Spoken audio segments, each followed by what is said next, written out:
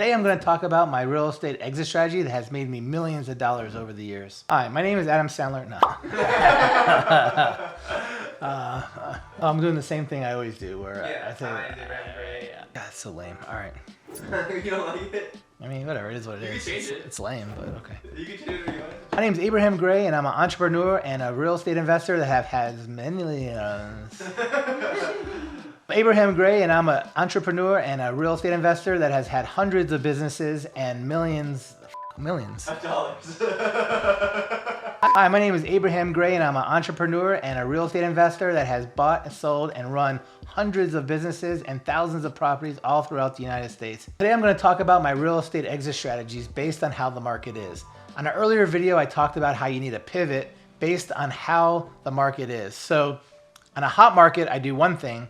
On a cold market, I do something else. A lot of people think just because the market's cold, you can't make any money and can't do well. However, I've made most of my money in real estate in cold markets. So I'm gonna show you what I do different between a hot market and a cold market. In a hot market, I do a lot of fix and flips. It's very hot. Everyone's trying to buy a home. There's not many out there, and people just will go crazy. So what I can do is I could keep buying homes, fixing them up, and selling them. Now in a slow market, you can't really do that because people aren't trying to buy homes because it's a dead market. In a hot market, you could buy as many properties as you can possibly find at a good deal, fix them up, and sell them. So there's two different types of fix and flips that I normally do in a hot market. The first one is almost gutting the house, putting everything brand new and making it like super pimped out and selling it for top dollar. The other type of fix and flip I do, which is very common because it's a lot faster and easier and I can do more of them, is to do a lipstick job. What is a lipstick job? A lipstick job is just painting it, maybe throwing some new carpet or something in there and just having it ready to go.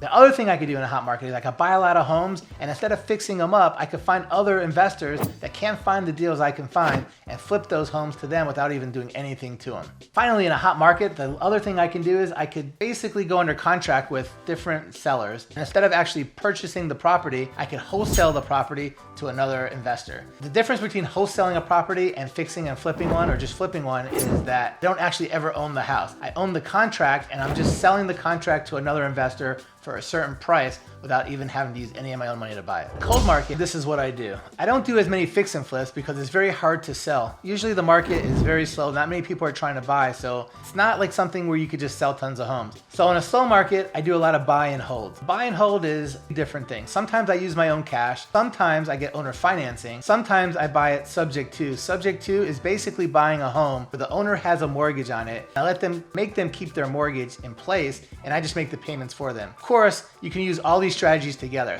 So you can do like some cash, some owner finance, some subject to. You could do all. You do. Yeah, hold on. Besides cash, owner finance, or subject to, sometimes you can combine them and do a combination of both on the same one. There's a lot of times where people own a property and they have a loan on it, but they have a ton of equity. So what I'll do is I'll take it over subject to and just pay them cash for their equity. That's a kind of a combination. And you can work these combinations with all three scenarios. So what do I do with all these buy and holds? Well, I have a lot of different exit strategies for what I do with them. The first main one I do is I do a lot of rentals. I have probably 150 rentals all throughout Atlanta. Besides renting them, I do a lot of lease purchases. Lease purchasing is basically renting the house, giving the person the option to be able to buy it. The reason why this sometimes could be better is because the tenants take a little bit better care of the property and you get a little bit more upfront. The next thing I can do is I could pay cash for the property and then I could fix it up, rent it out, and then refinance it. This is more of the BRRR strategy. Well, first you buy it, then you rehab it, then you rent it, then you refinance it, and then you repeat it and keep doing it over and over again. The other thing I've done with a lot of homes is, in Atlanta, there's a lot of homes that have split levels or basements, lots of basements. So what I've done is in the past, homes that have basements, I've taken the basement and turned it into its own like unit. Now instead of having a single family home and getting $1,500 a month, I'll now rent the upstairs and then I'll rent the downstairs. I'll get like $1,200 for the upstairs and then another $800 for the downstairs. So now I'm getting $2,000 a month instead of $1,500. Another exit strategy that I have is I turn these into rooming homes or group homes. So with rooming home and group homes, what I do is I turn every single room into the house into a bedroom. It doesn't matter if it's a living room, den, garage. If it's not a room that's a bedroom right now, besides the bathroom and kitchen that are shared, it's going to become a bedroom.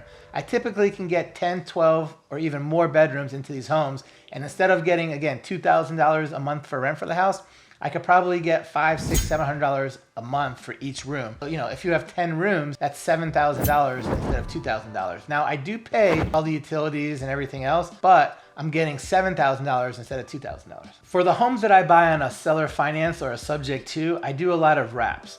What a wrap is I'm basically selling the home to another person that wants to live there, and instead of making them go pay me cash or them going to get a loan, now I just give them my own loan. The reason why I could afford to do this is because I didn't have my own cash into it in the first place. So I'm basically buying the home at 2, 3, 4%, whatever it is, at $100,000 and with a $5,000 down payment. Now I'm gonna wrap it to another buyer. Instead of me paying $100,000, I'm gonna charge them $120,000. So I'm making $20,000 on the house. Instead of me giving a $5,000 deposit to the person I bought it from, I'm gonna charge them a $15,000 deposit. So now I have $10,000 extra in cash flow. And then on top of that, I'm paying my seller 3% interest. I'm charging the person that's buying it from me 7.9% interest. So I'm doubling my money on every single possible thing. Another great exit strategy people use on buying homes is to do short-term rentals. This could be VRBO, Airbnb, you name it.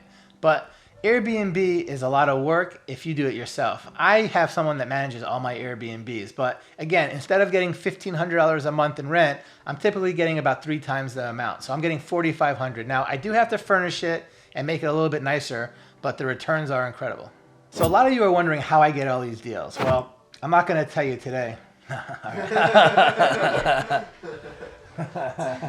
Well, that is in my $5.99 video that you have to get later. So a lot of you are wondering how I get these deals. So I actually have my own in-house team that cold calls sellers all across the United States that tries to buy deals from people directly. The way I get them is through wholesalers. Wholesalers are people that do that same exact thing, but for themselves, and then they just try to add on an assignment fee, sometimes $10,000, sometimes $30,000, $50 plus, depending on how good of a deal they get that house for. And of course, I have a lot of realtors that I work with that give me pocket listings. Pocket listings are homes that haven't hit the market yet, but the realtors are about to list them, and I get a lot of those. On top of that, I deal with so many different closing attorneys. I have a lot of closing attorneys that reach out to me and be like, look, this person was supposed to buy this house, it fell through, they couldn't get the financing, can you buy it? Seller really needs to sell it and they're running out of time. If a lot of you follow me on Facebook, you'll see that I post lots of properties all the time that I'm buying on my Facebook page, and I get lots of friends that know that I'm in the real estate business, and they'll call me up and be like, you know what, I'm about to list my home, what can you pay me for it? And then a lot of times, or probably a good bit of the time, I'm able to pay them as much or more than they're able to list it for, and I'm able to do it a lot faster. On top of that, a lot of these people's friends and family will reach out to me, and I get a lot of deals just from posting stuff on social media.